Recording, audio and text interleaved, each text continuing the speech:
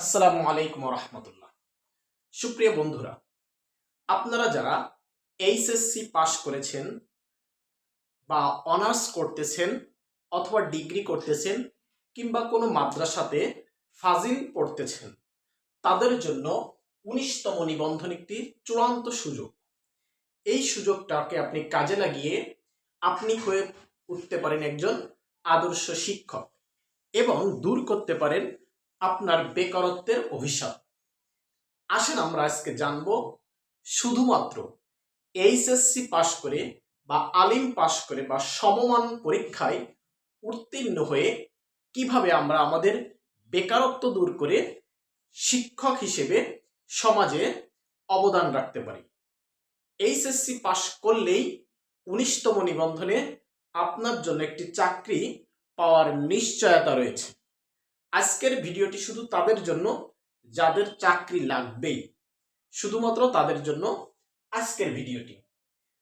যারা আমাদের চ্যানেলে নতুন আছেন তারা চ্যানেলটি সাবস্ক্রাইব করবেন এবং বিস্তারিত ভিডিও দেখুন। ইনশাআল্লাহ আপনার চাকরি নিশ্চিত হবে। শুধুমাত্র চাকরি পাওয়ার ক্ষেত্রে আপনাকে কি কি করতে হবে সে বিষয়গুলো আজকে আপনি একটু দেখুন। প্রথমত বলেছি ১৯তম নিবন্ধন। এই নিবন্ধনে এইচএসসি পাশ করেই আবেদন করতে পারবেন, অথবা আলিম পাশ করে অথবা সমমান পাশ করে। এই নিবন্ধন পরীক্ষার পদ্ধতি কেমন হবে, আবেদন করতে বয়স কত লাগবে, আবেদন করতে কি কি যোগ্যতা লাগে, কিভাবে পরীক্ষা হবে, এই বিষয়গুলো সম্পর্কে বিস্তারিত আলোচনা থাকবে এবং যেন আপনাদের ১৯তম নিবন্ধন পরীক্ষার প্রস্তুতিটা খুব সহজে নিতে পারেন। প্রথমত আমরা জানবো পরীক্ষার পদ্ধতি সম্পর্কে। পরীক্ষা পদ্ধতি কেমন ভাবে হয়। ১৯তম নিবন্ধন পরীক্ষায় ৩টি পর্যায়ে পরীক্ষা হবে। এক নম্বরে হবে হচ্ছে কলেজ বা প্রভাষক পর্যায়ে। কলেজ প্রভাষক এটাতে আবেদন করতে গেলে আপনাকে অবশ্যই অনার্স পাস হওয়া লাগবে, অর্থাৎ এইচএসসি পাস প্রার্থীরা পারবে না। ২ নম্বরে হচ্ছে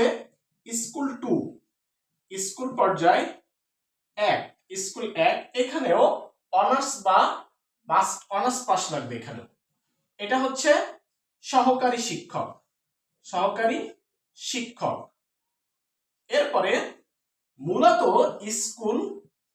স্কুল 2, এখানে হচ্ছে এইচএসসি পাশে আবেদন করতে পারবে, যেটাকে বলা হয় জুনিয়র শিক্ষক।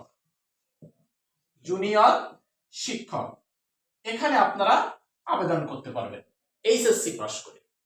এবার এই জুনিয়র শিক্ষক অর্থাৎ স্কুল 2-তে আবেদন করতে গেলে এখানে পরীক্ষার পদ্ধতিটা কেমন হবে। আসেন দেখি স্কুল 2-তে আমাদের পরীক্ষার পদ্ধতি আলোচনা করি। স্কুল 2 এখানে তিনটা ক্যাটাগরিতে আপনাদের পরীক্ষাগুলো হবে। ১ নম্বরে হচ্ছে প্রিলি পরীক্ষা হবে। আপনাদের প্রিলি এটা ১০০ মার্কের পরীক্ষা হবে, ১০০ মার্ক। ২ নম্বরে হচ্ছে একটা লিখিত পরীক্ষা, এটাও হবে ১০০ মার্কের পরীক্ষা হবে। আর ৩ নম্বরে হচ্ছে একটা ভাইবা পরীক্ষা হবে। এই ভাইবা এটাও হবে ২০ মার্কের একটা পরীক্ষা। অর্থাৎ এই 3টি পরীক্ষা ফেস করে এইচএসসি পাশে আপনার চাকরিকে নিশ্চিত করতে হবে।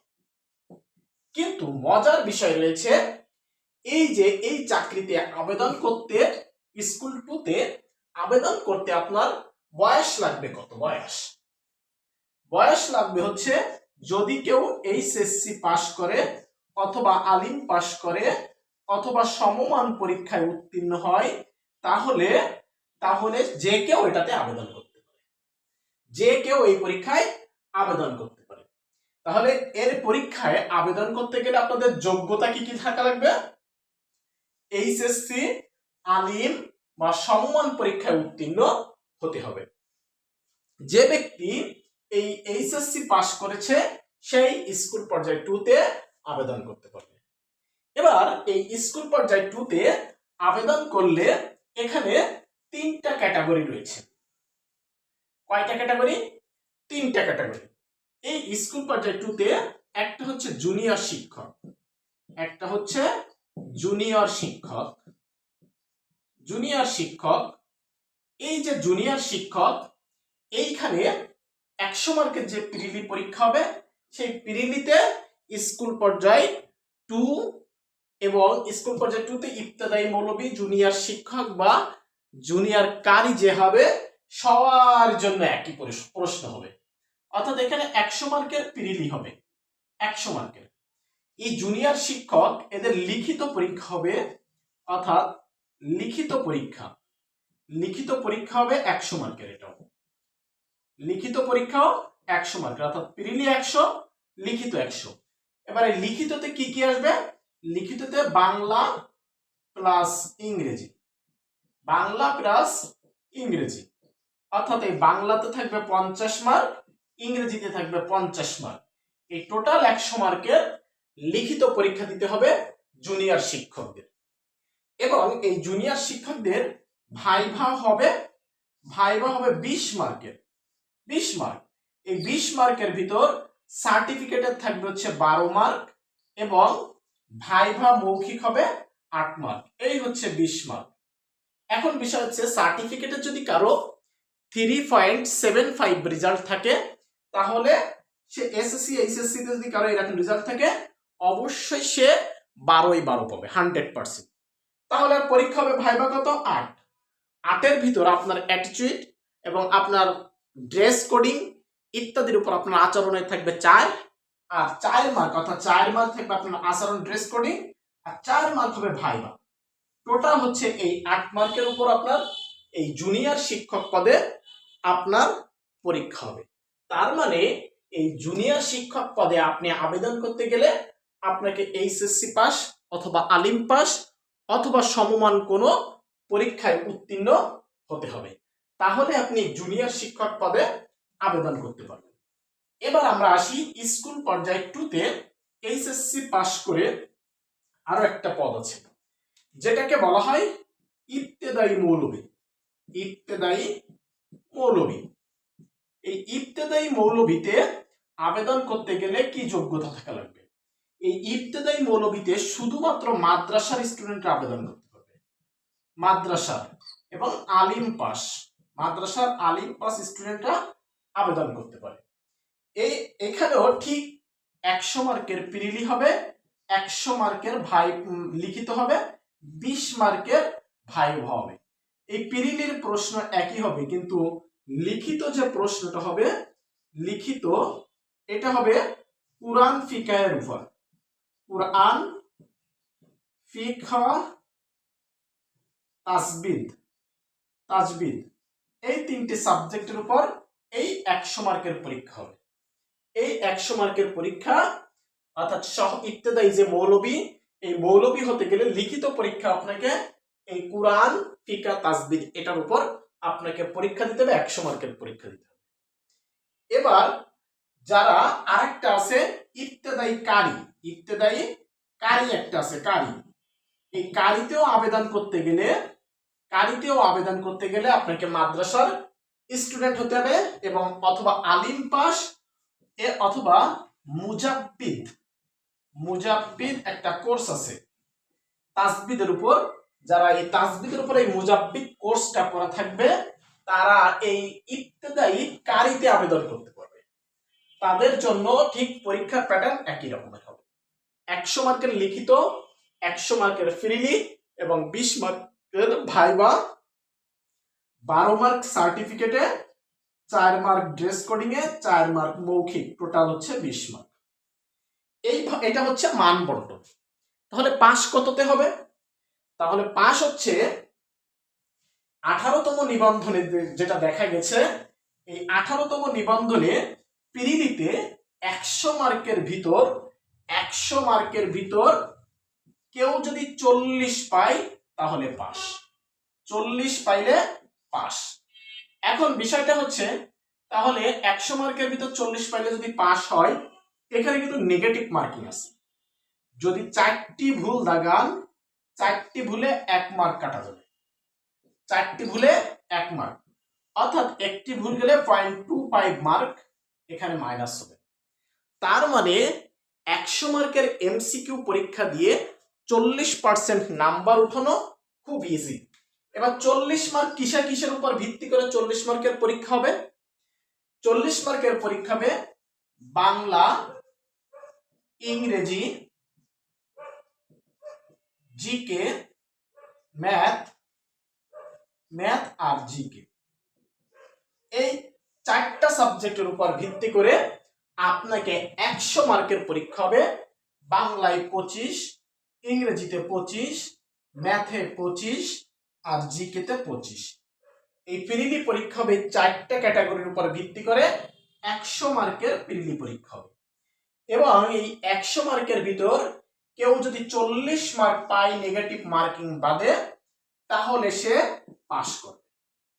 পাস করার পরে লিখিত পরীক্ষা দিতে হবে 100 মার্কের।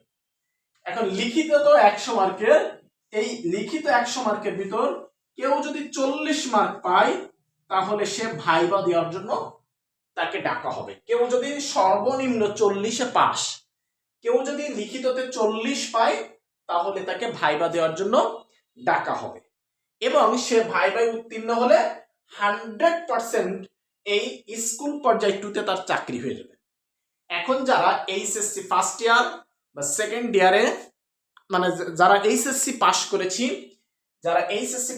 অনার্স ফার্স্ট ইয়ার সেকেন্ড ইয়ারে আছেন, তাদের জন্য 19তম নিবন্ধনে এই স্কুল পর্যায় 2 এখানে চাকরিটা খুবই সহজ, খুব সহজে আপনার এখানে চাকরিটা নিশ্চিত হবে। তবে জুনিয়র শিক্ষক যারা এখানে আবেদন করবে তাদের রিটেন পরীক্ষা হবে বাংলা এবং ইংরেজির উপর 50-50 মার্ক। আর ইবতেদায়ী মৌলবী আর এবং ইবতেদায়ী কারি যারা হবে তাদের কোরআন, ফিকা, তাজবিদ এবং আরবি দ্বিতীয় পত্রের উপর তাদের এখানে পরীক্ষা হবে 100 মার্কের। সেক্ষেত্রে এখানে উত্তীর্ণ হওয়া খুবই সহজ। শুধুমাত্র 40% নাম্বার কেউ যদি উঠাতে পারে তাহলে তাদের এইখানে চাকরিটা নিশ্চিত হবে। অনেক পরীক্ষার্থী আছেন বা অনেক শিক্ষার্থী আছেন, তারা অনার্সে ভর্তি হয়ে খুব দুশ্চিন্তায় কাটেন যে কিভাবে আমার এই 4-5 বছরের অনার্স লাইফ বা 6 বছরের অনার্স লাইফটা আমি শেষ করব, টাকা পাবো কোথায়, পারিবারিক আর্থিক অবস্থা খুব খারাপ। তাদের জন্য কিন্তু এটা ভালো একটা অপরচুনিটি। আপনি এখানে টিচার হিসেবে শিক্ষকতা করবেন, আপনার এক্সপিরিয়েন্সও হবে, পাশাপাশি আপনি পড়াশোনাটাও করতে চালিয়ে যেতে পারবেন। এবার আসি দেখি এখানে যদি আপনি শিক্ষক